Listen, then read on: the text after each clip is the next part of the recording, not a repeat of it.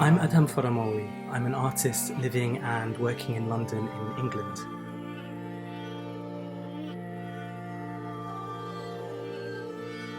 I wanted to explore the complexity of my own experience living in the UK at a sensitive political moment of redressing racial tensions, leaving the EU and the crackdown on political borders and boundaries. Being a body is complicated, and the work is so much about tracing this tangle of experiences and events, some of which contradict each other. In the last few years, I've noticed myself feeling increasingly ill at ease with my body. Not that I've ever been fully at ease with it. I can't take a compliment. I can't really believe you mean what you say. I like this idea of the body as a starting point. I wanted to share an image of the body as something more porous. You know, do our bodies really end at the skin, or do we extend out into our environments through bacteria and through touch?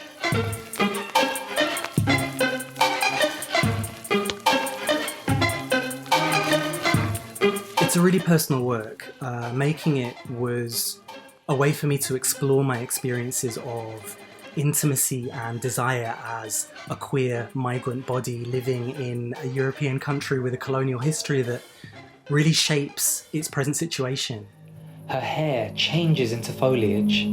Her forearms transform into branches. The phrase skin flick was offered with a lightness of touch and with a humour. You know, the skin flick as pornographic movie, the flick of the skin as a sensual gesture and a sensation, with ointments and bodily fluids, Pepsi, soil, toxins and contaminants. And working with these materials helps me to talk about some of the more complicated parts of being a queer migrant body, you know, a body that's often unwelcome. And I'm really keenly aware of how this might be understood differently in Australia, a country with such an overbearing colonial foundation where the indigenous inhabitants continue to be denied access to their ancestral lands and rights.